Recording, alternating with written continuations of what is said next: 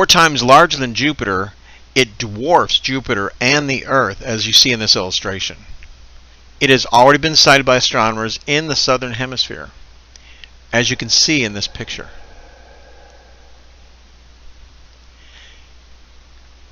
Citing deviations in the movement of Pluto, NASA has been tracking it for over 50 years.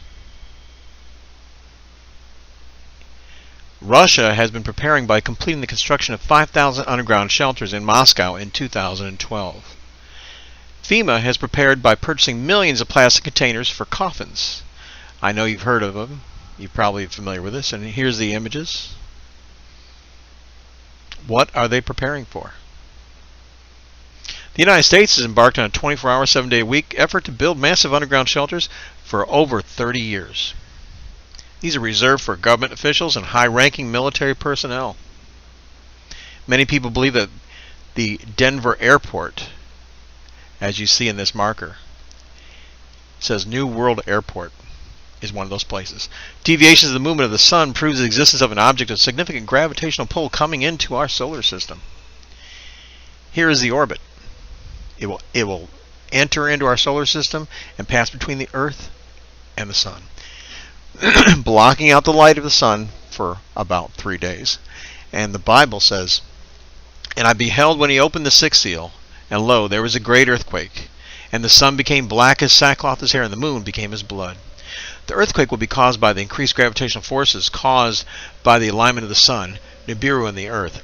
The darkness caused by Nibiru's extreme size and moon appearing red is caused by a partial blockage of light typically seen in lunar eclipses, as you see in this illustration with the Earth blocking out the light to the moon. And here you can see the moon going through its lunar eclipse, the block light turning it red. What's going to happen is the Earth is going to tilt on its axis very quickly, causing tremendous stress on the Earth's crust.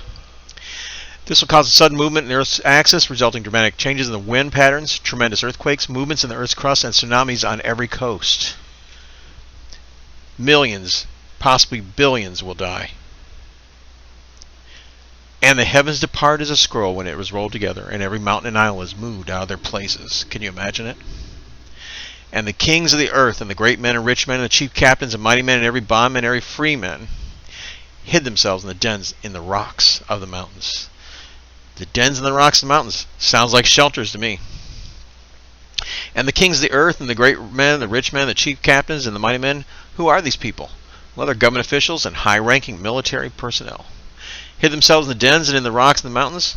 Sounds like shelters. And here you have it. Reserved for government officials and high-ranking military personnel.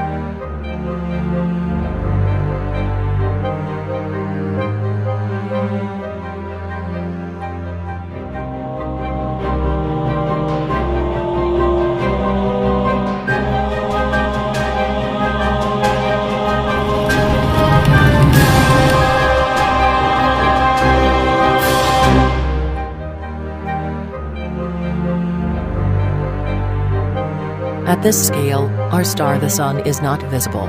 In the vast ocean of space, all our memories are confined to our small blue planet. Every person we have ever heard of lived somewhere in there. All those and battles, migrations and inventions, wars and loves. All political ideologies. All species, including species extinct like the dinosaurs. injustice, diseases, sorrows and joys. Everything in the history books happens. Everything happens in this our insignificant planet. Astronomers have long assumed they'd have to look far and wide and deep into our galaxy before they found a single Earth-like planet. But now, it looks like there may be many, quite nearby, perhaps as close as 13 light-years, virtually in our own cosmic backyard. Working with data from NASA's Kepler mission, scientists at the Harvard-Smithsonian Center for Astrophysics have calculated that 6 in every 100 red dwarf stars should have at least one Earth-sized world orbiting in the so-called habitable zone, where liquid water can exist. Red dwarfs are the most common type of star. They are much cooler, 1,000 times dimmer, and generally only about 1/3 the size of our Sun. So if you look up at night, your unaided eye won't see a single one. For every star you can see, there are at least 3 red dwarfs which you can't.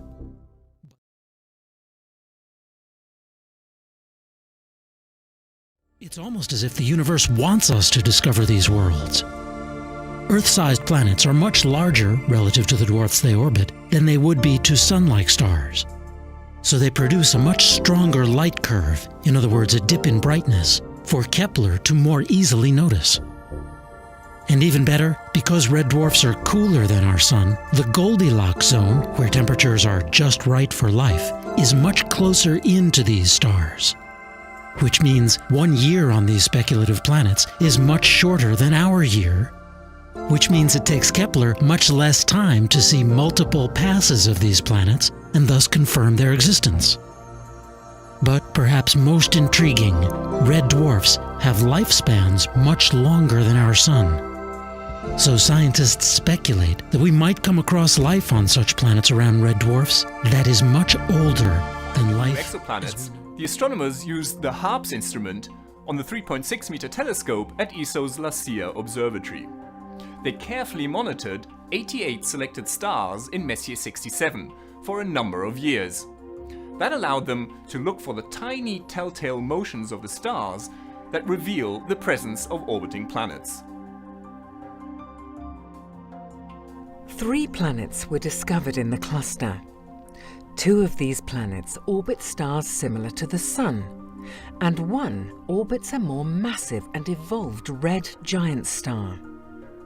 The first 2 planets both have about 1/3 the mass of Jupiter and orbit their host stars in 7 and 5 days respectively. The third planet takes 122 days to orbit its host and is more massive than Jupiter.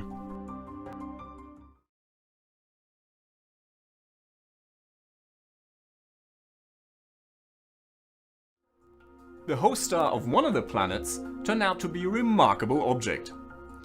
It's one of the best solar twins ever identified. The star is almost identical to the Sun in terms of its mass, age, chemical composition, and other characteristics. Also, it's the first solar twin in a cluster that has been found to host a planet.